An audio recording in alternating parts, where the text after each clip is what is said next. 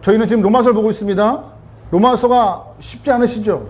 어려워요. 읽으면 로마서가 모든 분들이 다 재밌게 볼 만한 말씀은 아니에요. 오히려 재밌게 볼 말씀은 사복음서나 창세기나 출애굽기죠.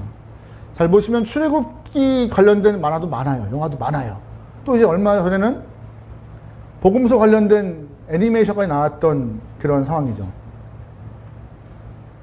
근데 로마서는 뭐가 없어요. 그만큼 어려워요. 근데 저희는 지금 어렵지만 하나하나 밟아가고 있습니다. 어려워요. 어려운 레위기도 끝냈는데 그죠? 밟아가면서 하나님의 마음을 좀 알아갈 수 있는 귀한 여러분의 신앙적 도약 시간이 되면 좋을 것 같아요. 여러분 질문 드려볼게요. 여러분이 보시기에 인간은 어떠한 존재인가요? 선한가요? 악한가요? 그 질문에 여러분 답을 어떻게 하시겠습니까? 인간은 선해, 인간은 악해. 이 질문에 대한 답이 참 다양합니다. 그런데 동양 철학을 좀 갖고 이 얘기를 하는 게 좀 쉬울 것 같아서 유교의 두 학자 맹자와 순자의 이야기를 통하여 답을 좀 얻으려 합니다. 맹자와 순자는요 서로 상반된 입장이었습니다. 맹자는 성선설을 정해서 성선설, 다시 말해서 인간은 태어날 때부터 본성이 선하다, 꽤 괜찮다, 그래서 그 괜찮음을 잘 일깨워주면은 사람은 좋은 사람 될 수 있다라고 말하는 것이 맹자의 이야기입니다. 반대로 순자는 성악설을 말하죠. 성악설.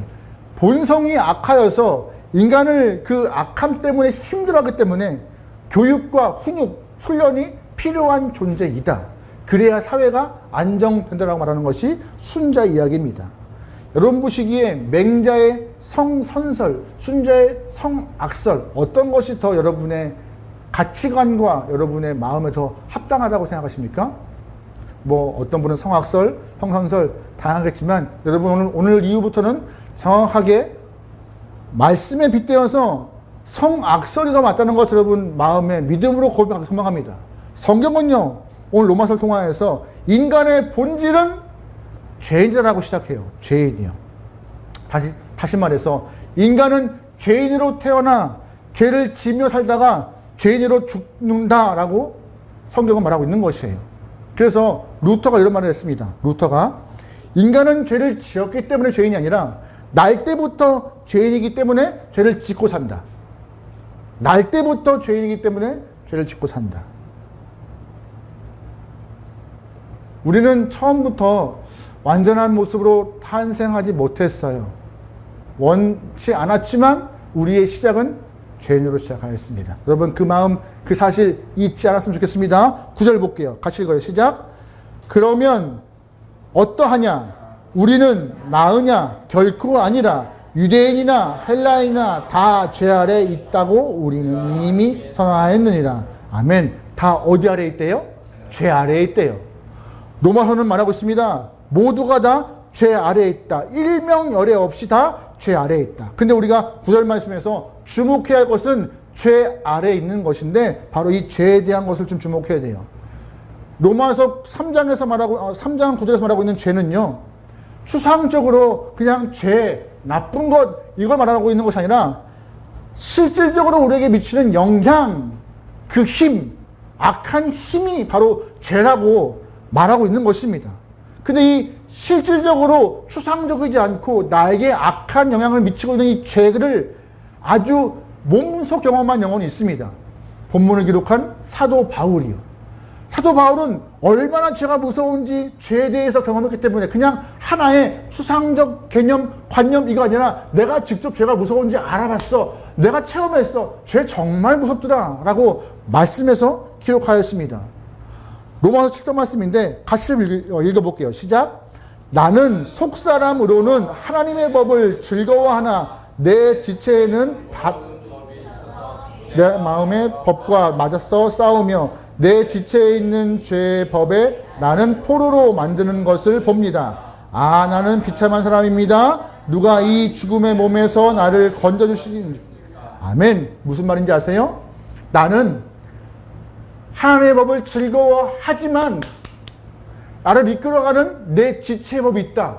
그 지체법이 나를 끌고 가서 나를 노예와 같이, 하인과 같이 나를 끌고 가더라. 내가 아무리 말씀을 보고 말씀을 즐거워하나, 하나님의 법을 즐거워하나 정작 삶은 그러하지 못하다. 나 참 비참하더라. 이 양분된 모습을 갖고 있었던 것을 경험한 것이 바울이었어요. 죄가 얼마나 무서운 것인지를 알고 있기 때문에 우리에게 죄는 추상적 아니야. 정말 무서운 힘이야. 우리를 하나님과 멀어지게 하는 굉장히 악한 것이라고 바울은 말하고 있습니다. 인간의 본래 모습이 포로된 자와 같이 죄에 끌려가는 것 같고, 하인과 같이 아무런 반항하지 못하는 것, 죄 앞에서 그러한 모습이 인간의 모습이라고 바울은 말하고 있죠. 의지와 관계없이 돼가고 있다고요. 여러분, 도박으로 온 집안이 망해버린 한 사람이 있습니다. 할아버지도 아버지도 자신도 도박에 빠져서 힘든 시간을 보내고 있었어요. 도박 때문에 온 집안이 망했다는 것을 알고 있기 때문에 그 사람도 목사님 앞에 가서, 목사님 다시는 제가 화투장에 손대지 않겠습니다라고 손가락을 끊었대요. 그런데 얼마 후에 그 잘린 손가락 마디, 그 짧은 것 가지고 다시 화투장 만지고 있더래요. 의지가 약해서일까요? 아니래요. 의지와 상관없이 그만큼 죄가 당기는 힘이 강하다는 거예요. 우리가 의지만 먹으면 죄를 이겨낼까요? 그렇지가 못하다는 것입니다. 사실 우리가 많은 것을 결심해요. 작심삼일을 하잖아요. 의지가 부족해서요? 아니요. 의지는 강하나 내 의지와는 반대로 악한 것이 더 강하게 우리를 끌어당겨서 의지를 꺾게 만들고 주님과 멀어지게 만드는 것이 이 땅의 모습이더라고요. 거기에 우리가 살아가고 있다고. 그래서 모든 사람은 죄를 질 수밖에 없다라고 말합니다. 죄 아래에 있는 이 모습이요, 절망적이지만 이것이 인간의 보편적인 상태이며 모습이라는 거예요. 보편적. 누구 하나 예외 없습니다. 여러분, 이 앞에 서 있는 목사라고 해서 죄 아래에 있는 것이 자유로울까요? 나는 죄를 다 이겨낼 수 있어. 걱정하지 마. 나는 좀 달라.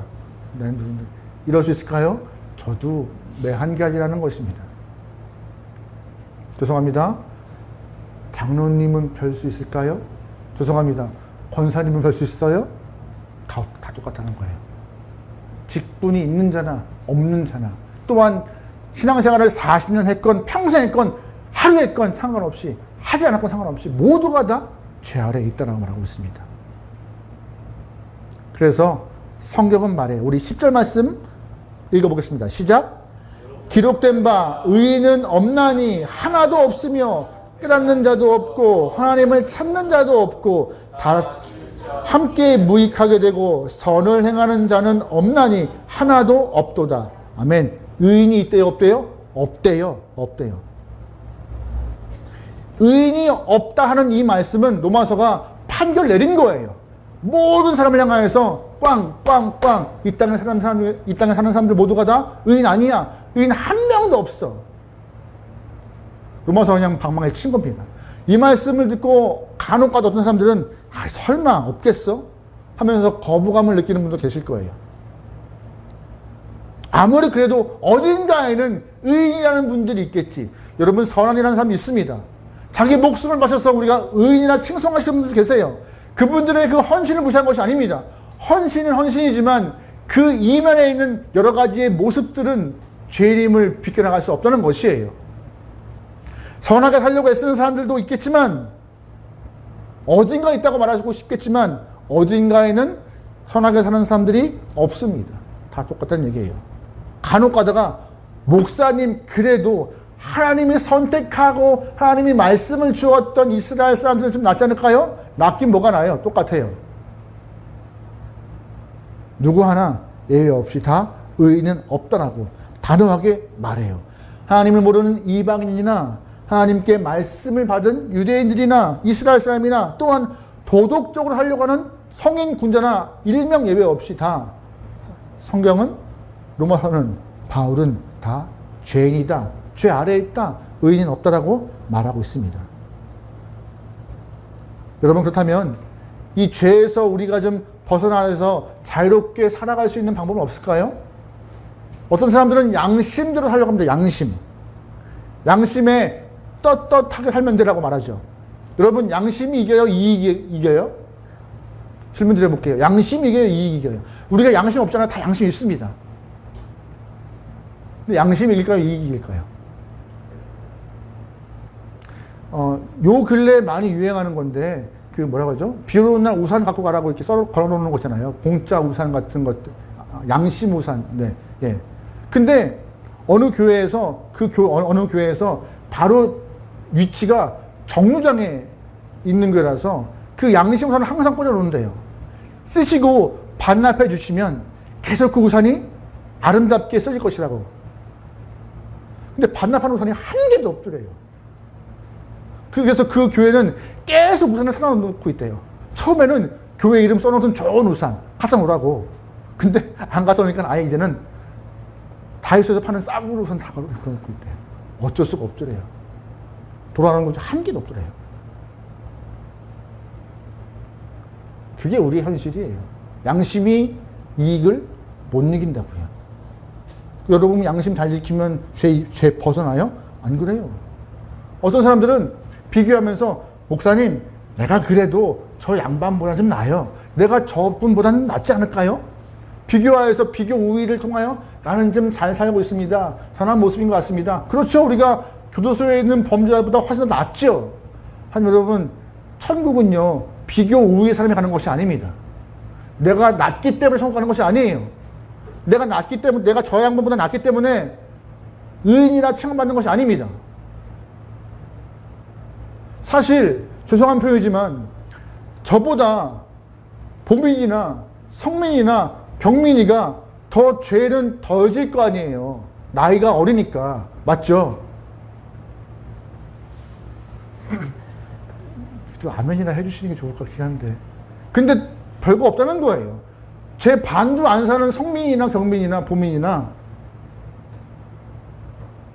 비교할 것도 없이 다 똑같다는 겁니다. 비교해서 나으면 성과요? 그거 아니라는 것이에요. 어떤 분은 그러면 내가 죄를 이길 만한 공로를 많이 쌓으면은 천국 갈 수 있죠. 구원받을 수 있죠라고 말하는 분도 계시죠. 이런 얘기죠. 내 죄를 계산해 보니 40이고 열심히 선행을 하고 베풀고 봉사해서 60 만들면은 목사님이 20 남잖아요. 그러면 내가 천국 가는 거 아닙니까?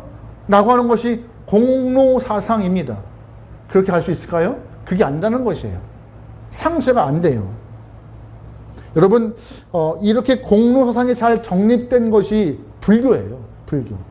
한국 불교를 잘 이끌어가고 키워놓으신 분 중에 하나가 성철 종정이라는 스님이 계십니다. 참 그분의 모습이 굉장한 고행을 했던 분이시라고 말하더라고 있더라고요. 조사해보니 결혼 직후 가정을 뒤로한 채 출가해서 10년 동안 자기 주변에 철조망을 쳐놨다 해요.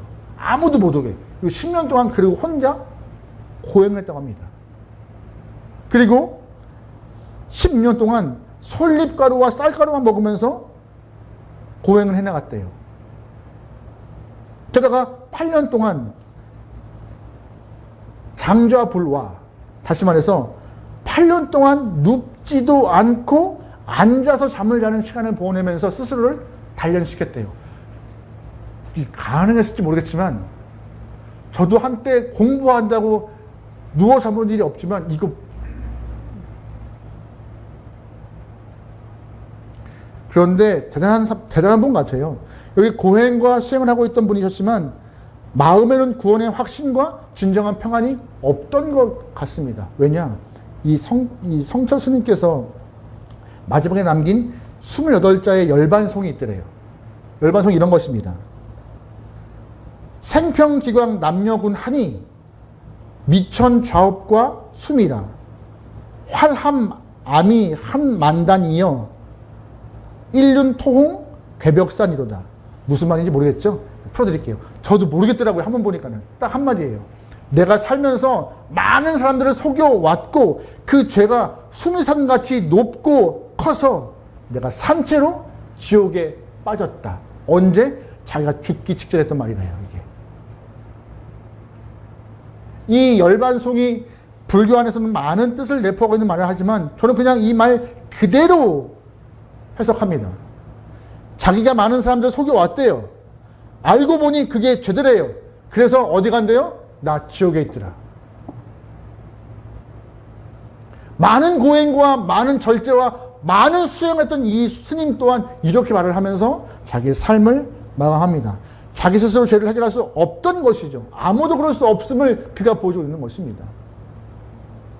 여러분, 그러면 인간에게는 죄 아래에 있음이 그냥 땅땅땅 결론 짓고 끝나는 것일까요? 인간에게는 이 죄를 해결할 수 있는 방법이 없을까요? 없습니다. 우리에게는 이 죄를 해결할 수 있는 방법이 없어요. 근데 감사한 것은 하나님께서 죄 해결할 수 없는 우리의 방법으로 해결할 수 없지만 주님께서 해결할 수 있는 방법을 보여주셨습니다. 21절 볼게요. 시작. 이제는 율법 외에 하나님의 한 의가 나타났으니 율법과 선지자들에게 증거를 받은 것이니라. 뭐가 나타났대요? 율법 외에 하나님의 한 의.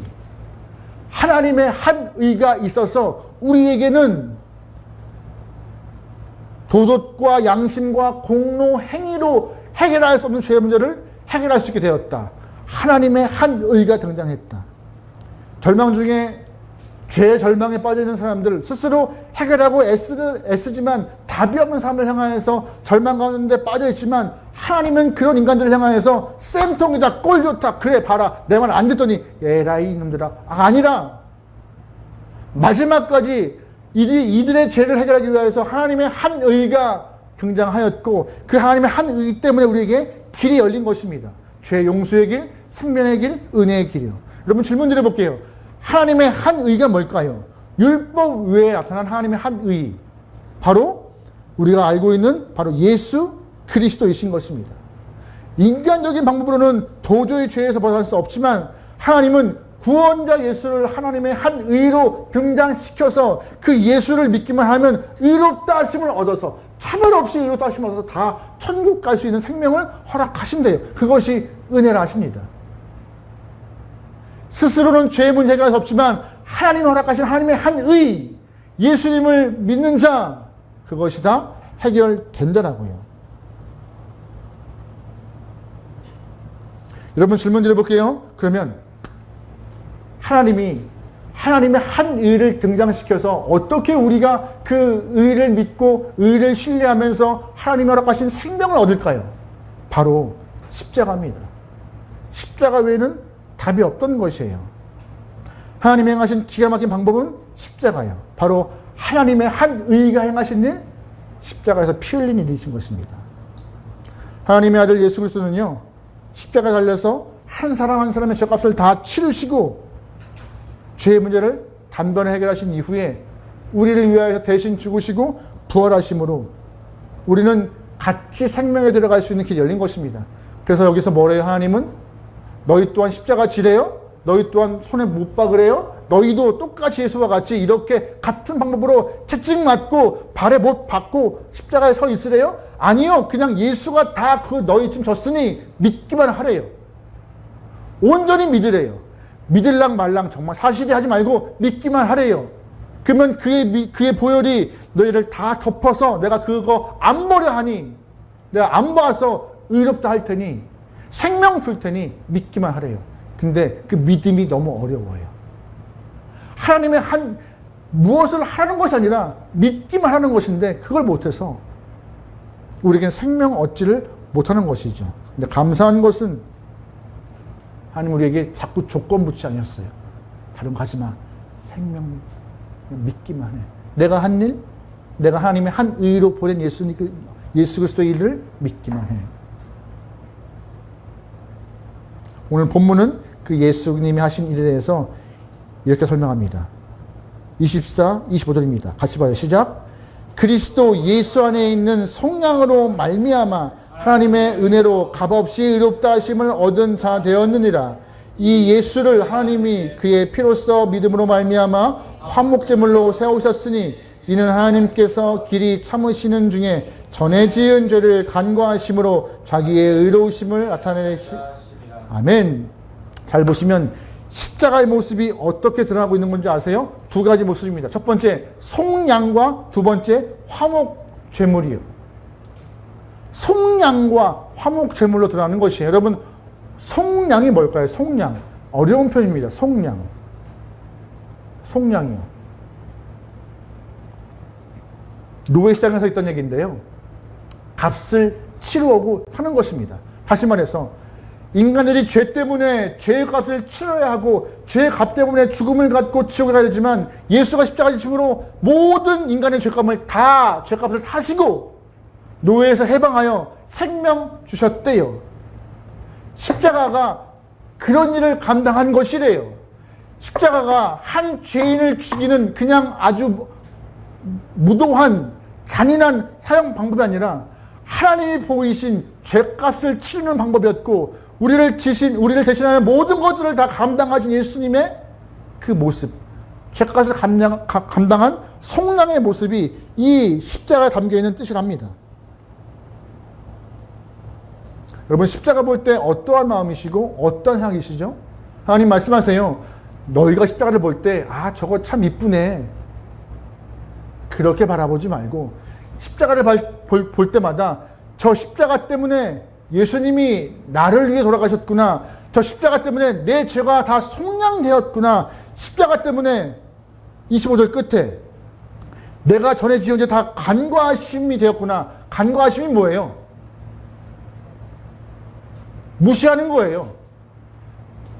예수가 십자가에서 피 흘리심 때문에 속량함을 얻어서 내가 지은 죄 다 덮어서 간과하신대요. 안 보신대요. 무시하신대요.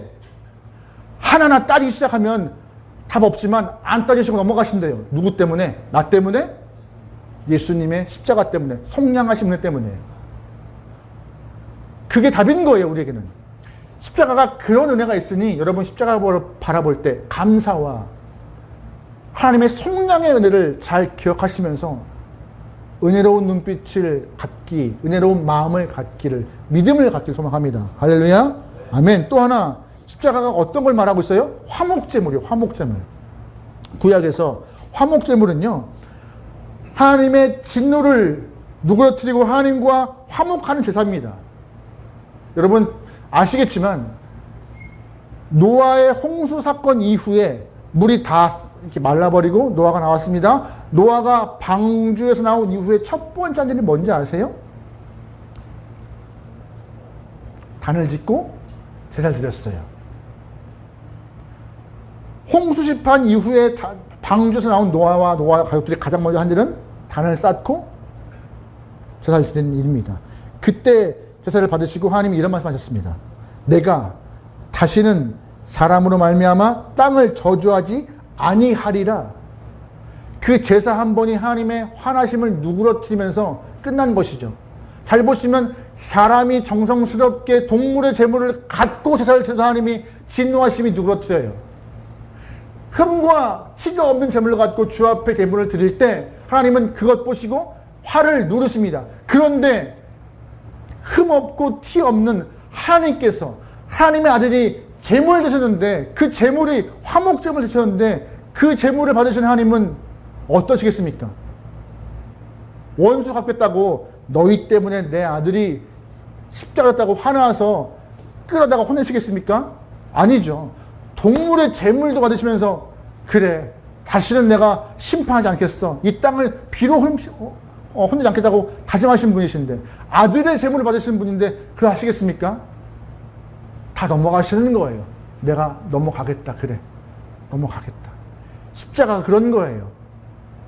십자가가요. 넘어갈 수 없지만 하나님이 아들의 피를 받고 넘어가 주신 것이고 하나님의 아들 예수가 피 흘림을 통하여서 죄값을 다 치르고 속량하여서 보지 않겠다 하시는 것이 너의 죄된 모습을 보지 않겠다는 것이 십자가의 은혜인 것입니다.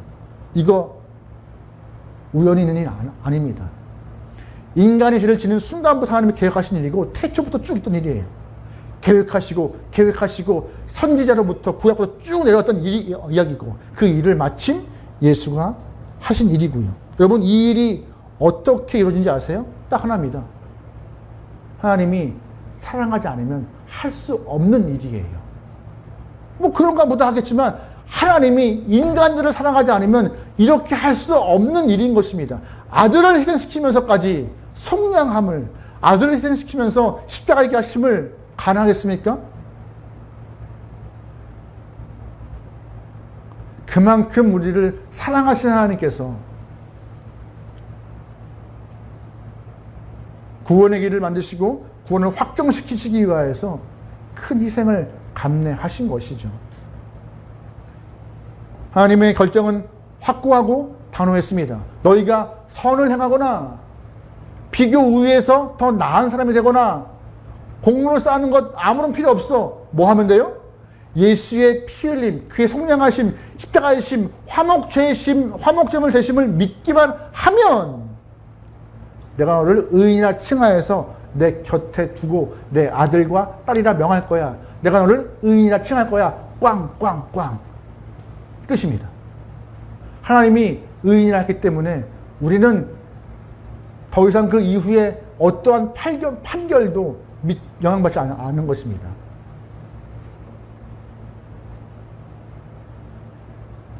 여러분 혹시 나폴레옹이라는 걸출한 영웅 아세요? 나폴레옹이 군사들을 앞에 놓고 도의를 하는데 말이 한번 뛰기 시작했대요. 근데 이 말 고삐를 놓치는 바람에 아주 큰 위험에 직면했을 때 많은 군사 중에서 한 명이 뛰어나와 말 고삐를 잡고 말을 진정시켰다고 합니다. 딱 보니까는요, 그 병사가 이제 계급이 낮은 사람이었던 것 같아요. 나폴레옹이 이제부터 너는 나의 대위다라고 계급을 굉장히 높여줍니다. 대위다라고요. 그리고 그 이후에 일반 사병과 또한 계급이 있는 장교들과 이렇게 열을 나누어서 딱 서 있는데 방금까지 이렇게 병사였던 사람이 대위로 진급되었더니 장교열에 쓴 거예요. 아직 계급도 안 받고 있는 상태에서 어느 장교가 뒤늦게 들어와서 왜 여기 있지? 네 자리로 가야지. 그 병사와 나는 방금 대위로 진급했습니다. 누가 너를 대위로 진급시켜? 나폴레옹과 가가 나를 방금 대위로 진급시켰습니다. 거기에 토 달 수 있을까요? 못 달아요. 마찬가지입니다. 하나님이 우리를 의인이라 칭하는 순간부터 토를 달아요? 못 달아요. 하단마귀가 아무리 하나님 제가요 했던 일들 모르세요? 나는 안 몰란다. 내 아들 예수가 죄를 위하여서 다 피로 덮었는데 나 안 보인단다.